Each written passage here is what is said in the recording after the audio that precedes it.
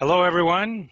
My name is John McKay. I'm the Member of Parliament for Scarborough-Guildwood, and this is a series of chats we've been doing with various members of the community who do amazing work in the community, and maybe sometimes the community doesn't necessarily know who they might be. So we've interviewed Wisdom Teddy, the president of UTSC, Deepa Beeb at East Scarborough Storefront, and Seema David at 5 and 2 Soup Kitchens, and my guest today is Craig Stephenson.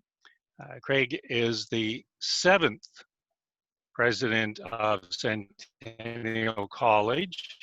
I was really quite fond, Craig, of the 6th.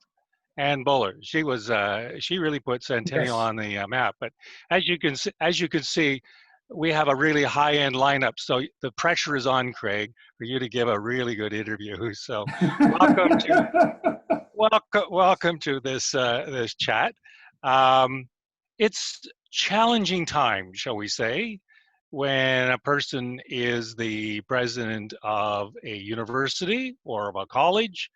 And I would imagine that you, in particular, as the president of, well, I would say one of Canada's most prestigious colleges and most effective colleges, is having a few challenges. So tell us, Craig, why a prospective high school student, or anyone else for that matter, but a real smart kid coming out of Laurier or Woburn or Cedar Brae, or all the good schools that we have in the community, why should they pick Centennial as opposed to going somewhere else?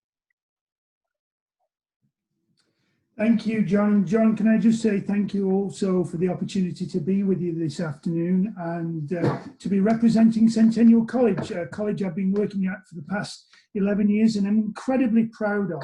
And when students come through those doors, they soon understand why we have pride in our institution.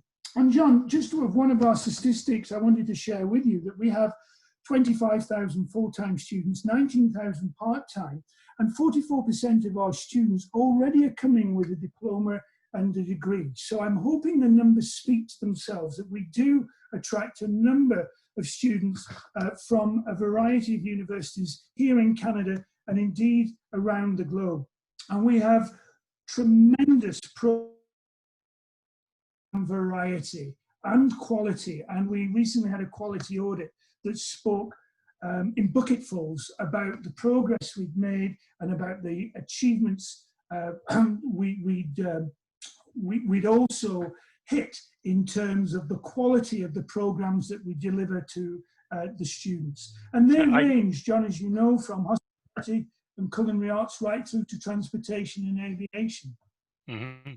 I noticed that in your little information package that Centennial had hit some sort of KPI index. Yes. It had the highest KPI index of any college in the universe or in the GTA. So what does that mean?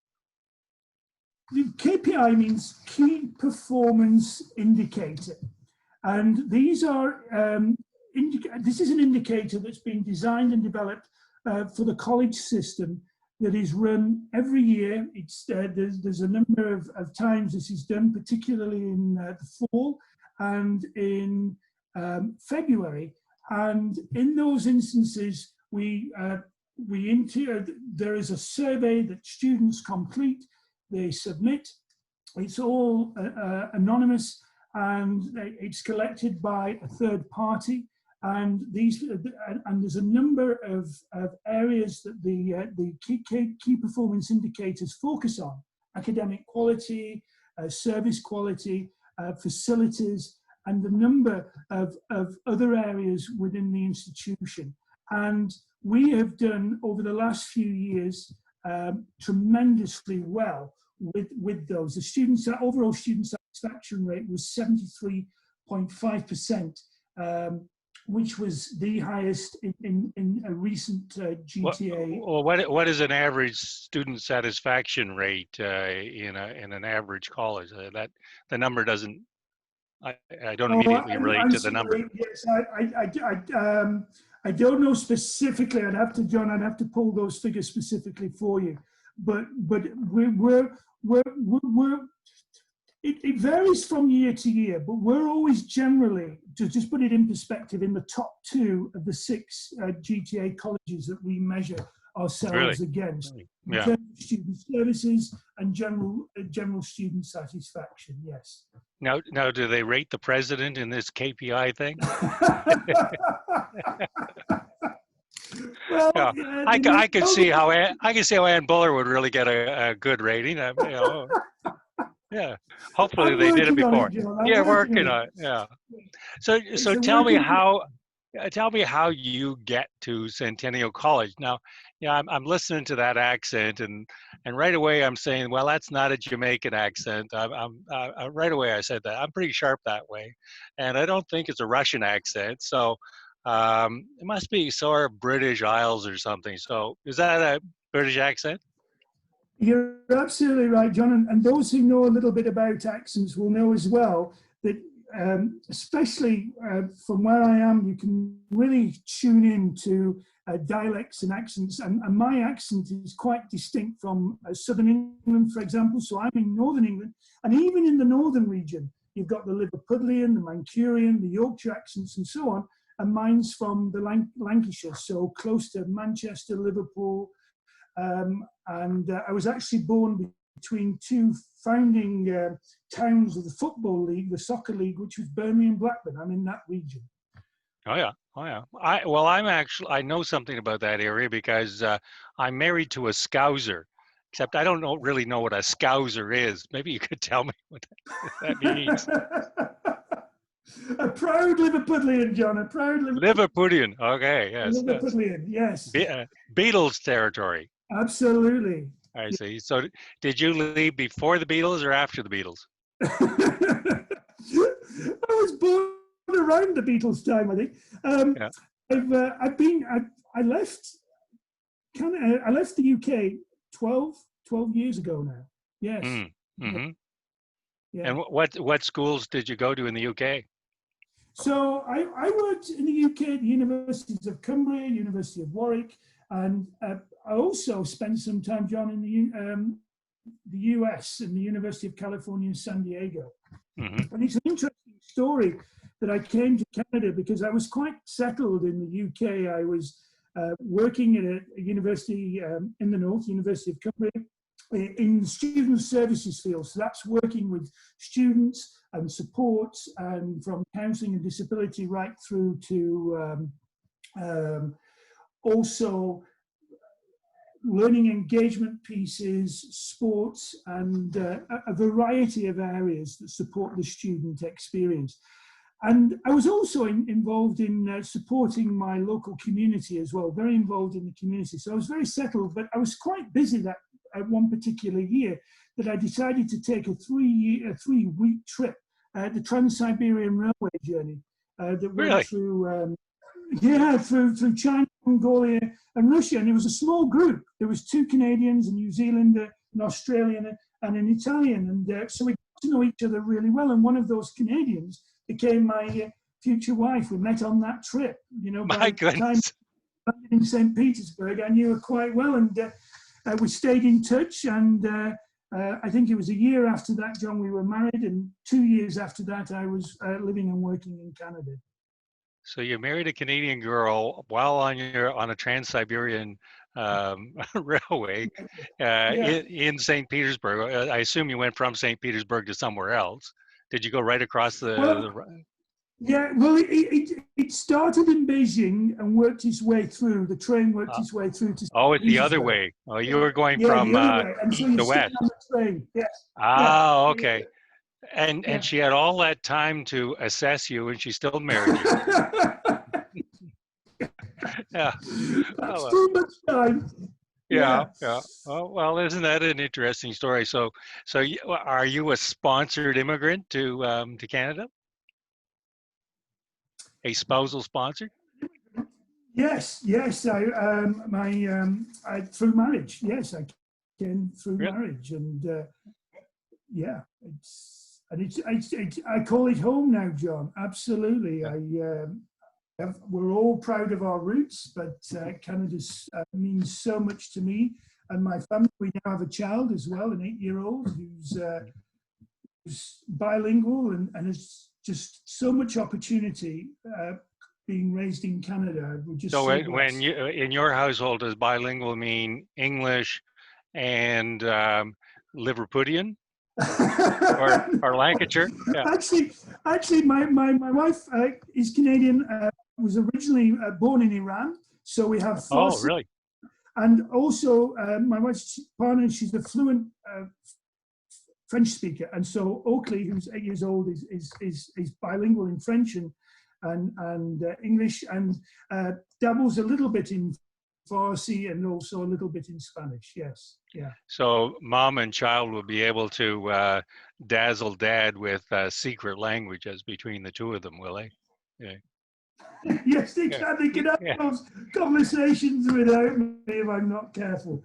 Yeah. So you've had quite a bit of experience before you came to Centennial College. A charitable interpretation is that you've had quite a bit of experience. A less charitable one would be you can't keep a job.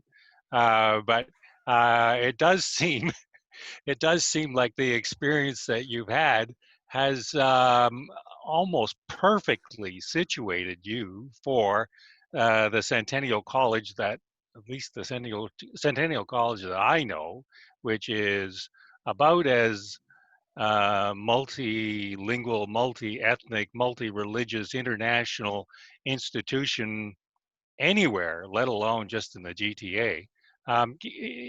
Give me a kind of a feel for the profile of the institution from a country standpoint. I'm sure you got that at your fingertips. Let me just share some statistics on that, if I can just pull them up here, because 70% of Centennial students were born outside of Canada, and 81% of those students identify themselves as other than Canadians. So we have representation. I think, John, at the last count, what is it, John? About 195 or 190 plus countries in the world, Yeah. and we have students from around 164, 165 of those countries. 165 of those countries. So tremendous diversity. We're growing students from literally around the globe. 31% of our students are South Asian. 7% identify as Latino, 9% Chinese, 8% Caribbean, and the list goes on. And this diversity is tremendous strength in the classroom, tremendous strength in terms of our learning experience, both as an employee and as a student, and as an employee learning all the time. And when I first came, I honestly didn't know what a college was. The college system in Ontario is very unique, and we don't have a similar setup in the UK. But the job I was applying for at Dean of Student Services was very, very similar. And so I went with that mindset, and then soon realized, and I thought, well, I may stay a few years at Centennial and then perhaps move on to a system I'm more familiar with. But I couldn't leave. I just couldn't leave Centennial for the very reasons you're talking about. I think it serves an incredibly rich array of students, marginalized groups, a number of students from marginalized communities. It has real purpose. And you know, we have this vision of transforming lives and communities through learning. And I honestly, genuinely believe that's what we do. Yeah. And that's I was just think. I bet you, and you add to that country total by coming from Lancashire. I'm sure Lancashire is a unique country in and of itself. Having met a few of you folks, I know it is unique. You I should think probably we have a apply for few UN status. a few Brits arguing that point with you, but Yeah, yes. yeah. But that brings me to ask the question that is on every university college administrator's mind these days is what's COVID going to do to the international student market? And my guess is that Centennial is got a substantial percentage of international students, and so it's not only the person, I was going to say the kid at Laurier Collegiate, but what you're telling me is that a lot of the people that are coming to you, the students that are coming to you, are already got one degree, and have already had some post-secondary education. So what is it? How is the COVID going to impact on? I would might describe it as a dependency by the college on the international student.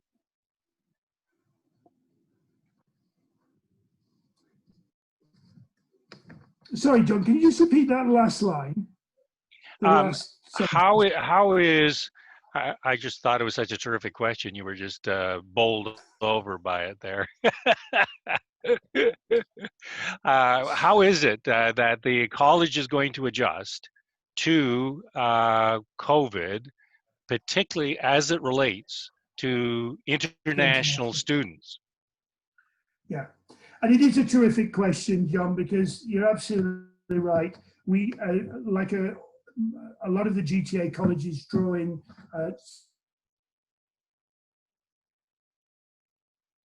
over 11,000 students, practically 50% of our full-time student intake.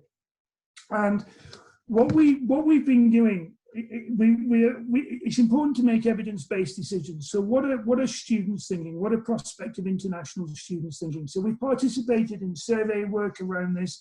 We've got an idea that from those surveys that we've done and in partnership with third parties who are gathering information from other institutions as well, that international students are still very, very keen to study in Canada. Canada still remains a place where international students want to come, want to live, want to contribute, and want to study. Now, the question is when? Is it right now? Is it deferred until things feel a lot safer and there's an ability to move around? Because at the moment, there are some challenges for international students physically to come. Consulate and embassy offices in some areas are still closed. And if they're opening up, it's taking time to process. There's also more restrictions on travel and coming into the country unless you know somebody can add a substantial cost to those self-isolation costs that are incurred on entry. And so what we've done in the interim, and it is an interim measure, is we're offering online study to students wherever. I want to take my hat off to all the faculty and staff at Centennial who really pulled together very, very quickly and made the decisions early in March to come together, step up and design over 20 online programs for this summer in the School of Business and the School of Hospitality and Culinary Arts, and ensure that we had something that we could offer international students who couldn't come into the country.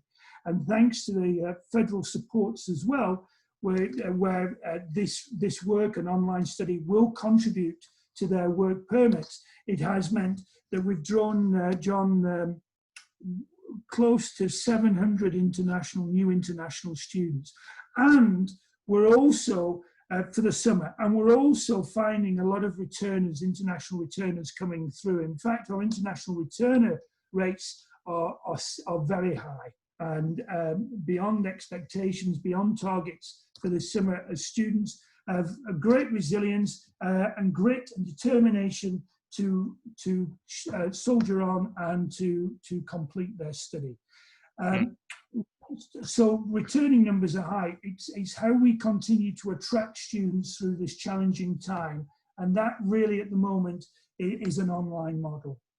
I can imagine that that is an all-consuming focus for a president of a college, that you got to make sure that those students continue to see Canada as an attractive destination, but the college as an attractive destination. So you said you had 700 students returning this summer. Is that correct? No, 700 new students and a large number of several thousand returning students.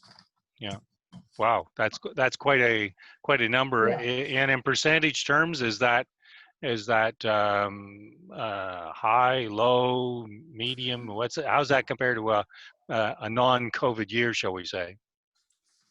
So we are around averaging, I think, 80% of our targets. So Really?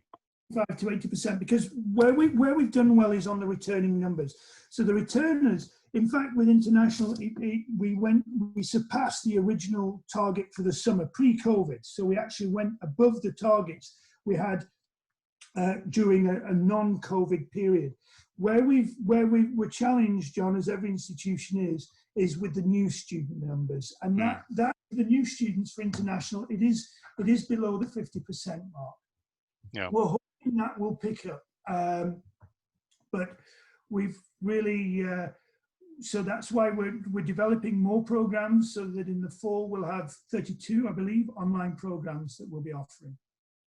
I'm assuming that as the restrictions lift over the next few weeks and months, that the hesitation of international students to come to Canada, presumably for a first-time basis, is going to fall off as well, and those numbers would presumably pick up a bit. Is that a reasonable assumption?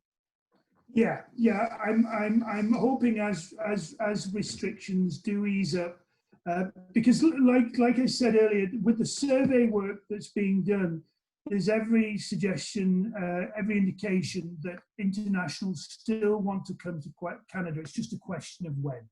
Yeah. I do believe we'll see that, but it'll be a slow increase, John, and over time, and we won't see the numbers coming back.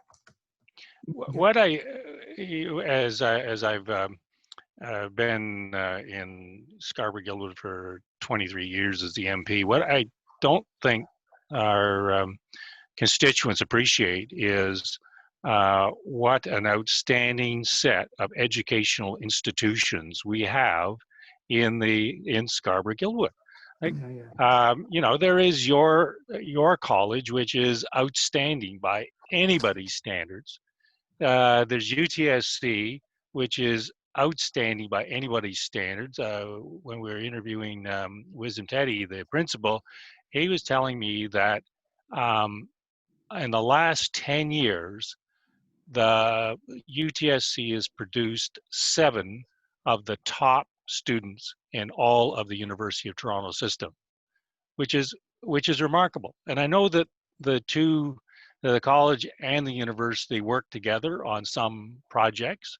Could you do a brief description of the relationship and how students move back and forth between the two schools? Yeah.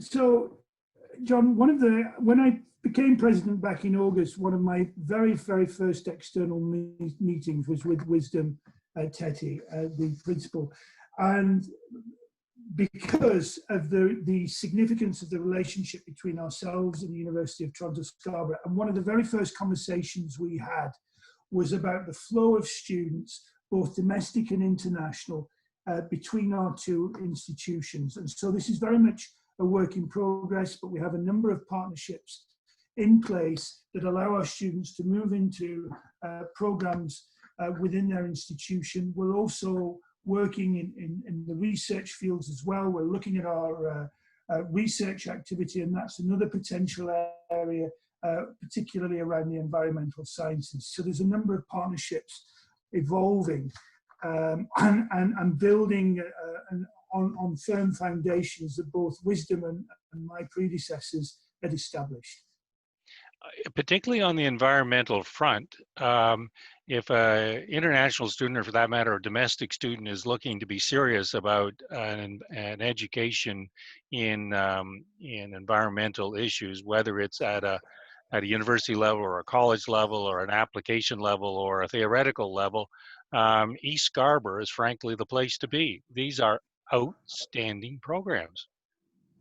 Thank you, John. Thank you for your pride and your faith in these institutions. And you're absolutely right. We have got an engineering department as well that focuses on the environmental sciences and is highly accredited. And that's where the deans of that particular school have really taken their environmental sciences and their other programs within that school of engineering and technology and applied sciences, CTAS for short, by drawing in accreditation from a variety of bodies.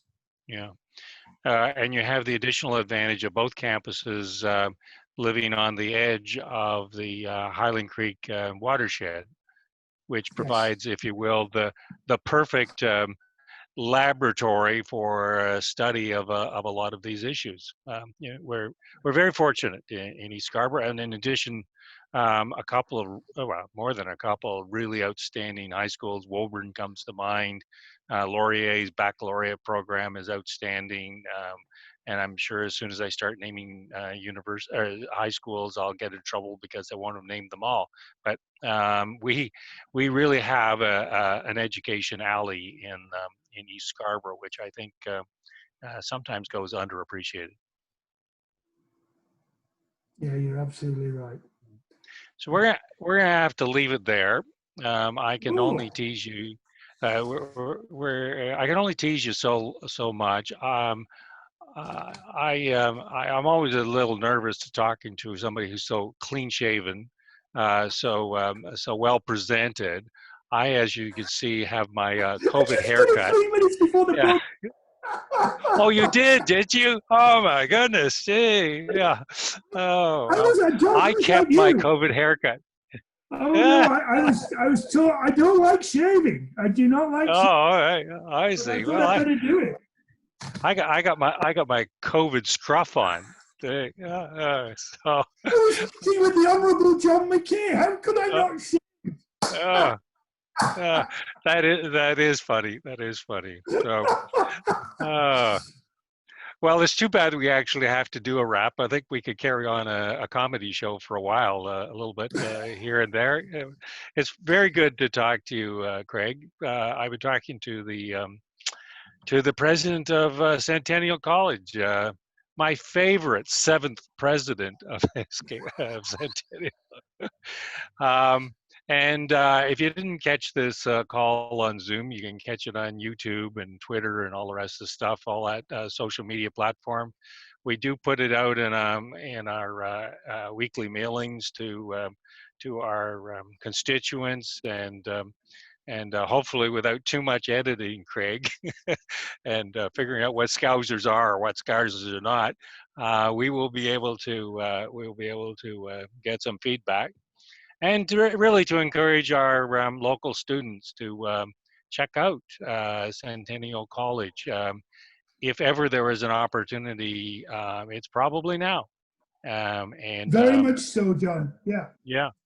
So where you may have a little bit of a fall off in international students, maybe our local students are going to say, this is right in my backyard, and I'm going to get an outstanding education. So I thank you, Craig, for being with us. Thank you. And appreciate the opportunity to have this kind of interview chat. And I encourage those who follow us on the various social media platforms to check out our other interviews. But of course, this one is the absolute best we've had so far. Certainly. Yeah, no question about that. Yeah, I'll have to go back to the others and see whether they can hit the standard of Craig, Dr. Craig Stephenson. So again, the very Craig, best on Tuesday, June 9th. There we are. Exactly at 1 o'clock. Yeah. Yes. Okay.